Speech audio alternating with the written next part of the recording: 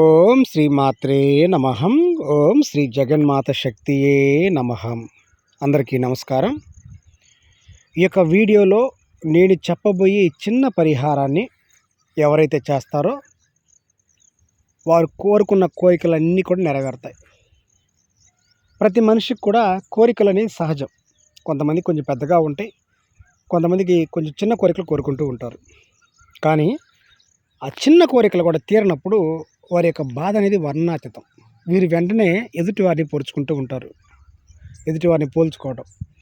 వాళ్ళు చూడండి, ఎదుటివారు ఎంత బాగున్నారో, వారు ఏది కోరుకుంటే జరిగిపోతుంది. కానీ మేము చిన్న చిన్న సాధారణ కోరికలు కోరుకున్నా కూడా ఇవి నెరవేరట్లేదని ఒక మానసికంగా బాధపడుతూ ఉంటారు. మానసిక క్షోభ అనుభవిస్తూ ఉంటారు. మరి అలాంటి వారికి యొక్క వీడియో ప్రత్యేకం. మరి మీరు స్నానం చేస్తున్నప్పుడు ఈ చిన్న పరిహారం చేయండి. మీ జీవితంలో జాతకంలో ఉన్న దోషాలు తొలగిపోతాయి. ఈ దోషాలు తొలగిపోవటం వల్ల ఏమవుతుందంటే, ఎప్పుడైతే మీరు ఒక కోరికను కోరుకుంటారో ఆ కోరిక నెరవేరుతుంది. దోషాలు ఉండటం ద్వారానే మన కోరికలు నెరవేరవు, అనుకున్న పనులు జరగవు. మన జీవితం కూడా తారుమారయ్యేది ఈ దోషాలు ఉండటం వలనే. జీవితపరంగా, జాతకపరంగా ఈ దోషాలు మనిషిని చాలా ఇబ్బంది పెడుతూ ఉంటాయి. మనం ఏ పని చేసినా అది కలిసి రాదు. ముందు ఏ పని చేయాలన్నా అడుగు ముందుకు వెళ్ళదు.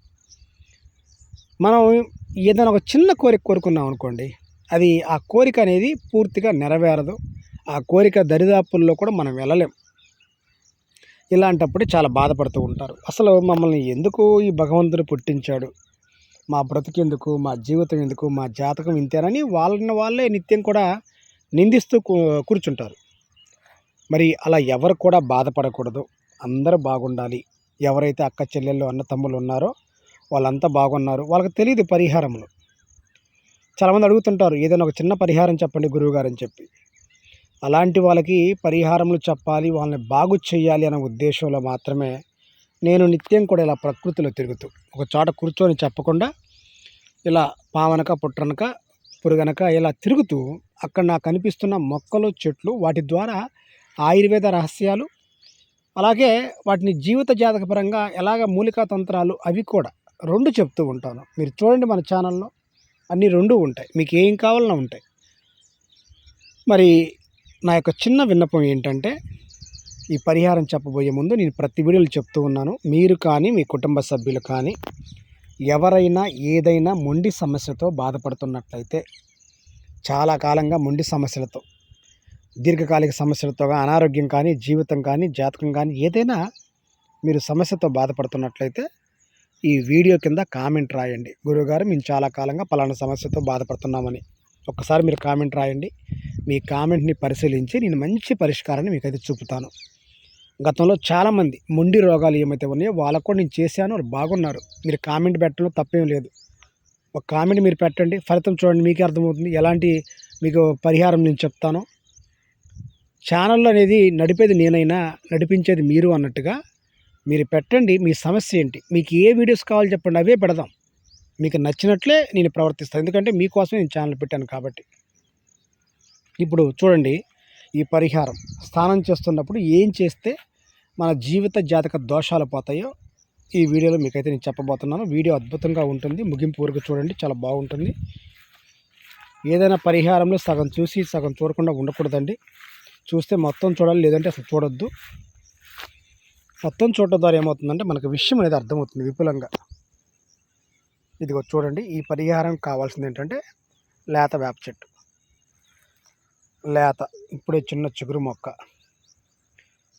మీరు చేయవలసింది ఏంటంటే సోమవారం రోజున, సోమవారం మీకు ఒక ఆలోచన రావచ్చు ఏంటంటే, ఎక్కువగా వేప చెట్టు అంటే మంగళవారం, శుక్రవారం వెళ్తాం కదా అని అనుకోవచ్చు. వేప చెట్టుని మనం పూజించడం వేరు, పరిహారంలో భాగంగా పూజించడం వేరు. దయచేసి గమనించాలి. సోమవారం రోజున, లేదంటే మీకు ఆ రోజు కుదరకపోతే మీకు ఇష్టమైన వారం రోజున, అది ఏ వారమైనా పర్వాలేదు, ఈ పరిహారంకైతే సోమవారం, లేదంటే మీకు ఇష్టమైన వారం రోజున చక్కగా తలస్నానం చేసి నూతన వస్త్రాలు ధరించి ఏమి తినకుండా ఉపవాసంతో, ఉపాసన శక్తితో మీ యొక్క ఇష్టదైవాన్ని మనసు నిండా ధ్యానిస్తూ, పూజిస్తూ, ప్రేమిస్తూ ఈ చెట్టు వద్దకు మీరు రండి. ఈ చెట్టు వద్దకి వచ్చిన తర్వాత ఈ చెట్టు యొక్క మొదలు భాగంలో నీళ్లు పోసి చెట్టు పైన పసుపు నీళ్ళతో శుద్ధి చేసి ఈ చెట్టుకి పాయసాన్ని నైవేద్యంగా పెట్టండి. తీపి అన్నం, పాయసం నైవేద్యంగా పెట్టండి. పెట్టిన తర్వాత ఈ చెట్టు చుట్టూతా కూడా మీరు 18 ప్రదక్షిణలు చేయండి. 18 ప్రదక్షిణలు చేస్తున్నప్పుడు మీ యొక్క ఇంటి దైవాన్ని మీరు తలుచుకోండి. మీ కులదైవం, ఇంటి దైవం, మీ గ్రామ దేవత ఎవరైనా పర్వాలేదు. తర్వాత ఈ వేప చెట్టు యొక్క లేత ఆకులు 3 గుప్పెళ్ళు ఆకులు తీసుకోండి. 3 గుప్పెళ్ళు లేత ఆకులు చూడండి, ఆ రంగు ఆ రకంగా ఉన్నాయి. ఇది లేత ఆకంటే చివరగా ఉండేవాటిని లేత ఆకులు అంటారు. 3 గుప్పెళ్ళు ఆకులు తీసుకోండి. తర్వాత మీరు ఇంటికి వెళ్ళిన తర్వాత ఒక బకెట్లో ఈ 3 గుప్పెళ్ళ ఆకులు వేయండి. అలాగే 3 గుప్పెట్ల తులసి ఆకులు వేయండి. తులసి అంటే దయచేసి గమనించండి, మీ ఇంట్లో మీరు పూజిస్తున్న ఆకులని తులసి మొక్కని మీరు ఆకులు తీయకూడదు. బయట ప్రదేశాల్లో, ఇలాంటి ప్రదేశాల్లో ఉన్న ఆకుల్ని 3 గుప్పెళ్ళ ఆకుల్ని మీరు సేకరించుకోవాలి. తర్వాత ఈ తులసి, ఈ వేపతో పాటుగా ఒక అర స్పూను పసుపు వేయండి. ఒక స్పూను మన ఉప్పు వేయండి. ఉప్పు వేసిన తర్వాత ఇందులో కొంచెం పచ్చకర్పూరం వేయండి. పచ్చకర్పూరం వేసిన తర్వాత ఇందులో బాగా కాగుతున్న నీళ్లు బకెట్ నిండా పోసేయండి. ఇప్పుడు ఈ కాగుతున్న నీళ్ళలో ఇదంతా కూడా ఏదన్నా ఒక కర్ర పెట్టి కలిగి తిప్పండి. మొత్తం అంటే చేయి పెడితే కాలుతుంది కాబట్టి కలిగి తిప్పండి. కలిగి తిప్పి అలాగే ఒక అరగంట సేపు అలాగే ఉంచండి. అంటే ఆ నీళ్లు బాగా కాలుతున్న, మసలు కాగుతున్న నీళ్లు గోరువెచ్చగా అయ్యే మాదిరిగా మీరు ఉంచండి. తర్వాత గోరువెచ్చగా అయిన తర్వాత మీరు నగ్నంగా ఉండి ఈ నీళ్ళతో దిగంబర తలస్నానం చేయండి. స్త్రీ పురుషులు ఎవరైనా కానీ చేసిన తర్వాత ఈ నీళ్లు కొంచెం ఒక లోటాతో కొన్ని తీసి పెట్టుకోండి. ముందుగానే మీరు స్నానం చేసిన తర్వాత ఈ లోటా నీళ్ళని వడగట్టి ఆకులు అవన్నీ తీసి పక్కనేసి దీంతో ఇల్లంతా కూడా శుభ్రం చేయండి ఇల్లు. ఇప్పుడు ఇల్లంతా శుభ్రం చేయడం ద్వారా ఇంట్లో ఉన్న చెడు ఏదైతే ఉందో, నెగిటివ్ ఎనర్జీ ఏదైతే ఉందో బయటికి పోతుంది. మీ దేహం కూడా బాగా శుభ్రపడుతుంది, శుద్ధి అవుతుంది. ఇప్పుడు తర్వాత మీరు చేయవలసింది ఏంటంటే, మీరు ప్రతి శుక్రవారం, ప్రతి మంగళవారం అంటే 3 వారాలు, 3 శుక్రవారాలు, 3 మంగళవారాలు మీ ఇంటి ముందర సీతాఫలం చెట్టు ఉన్నట్లయితే ఆ చెట్టుకి మీకు ఇష్టమైన తినే పదార్థాన్ని నైవేద్యంగా పెట్టండి. ఒకవేళ లేదు, నర్సరీకి వెళ్ళి 3 మంగళవారాలు, 3 శుక్రవారాలు సీతాఫలం చెట్లు 3 రెండ్లు ఒక 6 చెట్లని, అర డజన్ చెట్లని, సీతాఫలం చెట్లని దేవాలయ ప్రాంగణం కానీ, ఇంటి చుట్టుపక్కల కానీ ఎవరు పీకి కొట్టివేయని ప్రదేశాల్లో మీరు నాటి నైవేద్యాలు పెట్టండి. ఈ రకంగా మీరు ఎప్పుడైతే మీరు చేస్తూ ఉన్నారో, మీ మనసులో కోరికలు ఏమైతే ఉన్నాయో అవన్నీ ఒక్కొక్కటిగా మీరు ఎంతైతే దీన్ని నిష్ట నియమంతో చేస్తుంటారో అంత బాగా మీ ఫలితాలు వస్తూ ఉంటాయి. ఇంకా మీకు వేగవంతమైన ఫలితం రావాలి అనుకోండి, క్రమం తప్పకుండా మీరు మేడి చెట్టుకి, మర్రి చెట్టుకి నైవేద్యాలు పెట్టండి. నైవేద్యాలంటే ఏదో అనుకోవద్దండి. మీరు కనీసం ఒక గుప్పెడి గింజల్ని మీరు నైవేద్యంగా పెట్టండి చాలు. గుప్పెడి గింజలు నైవేద్యంగా పెట్టండి.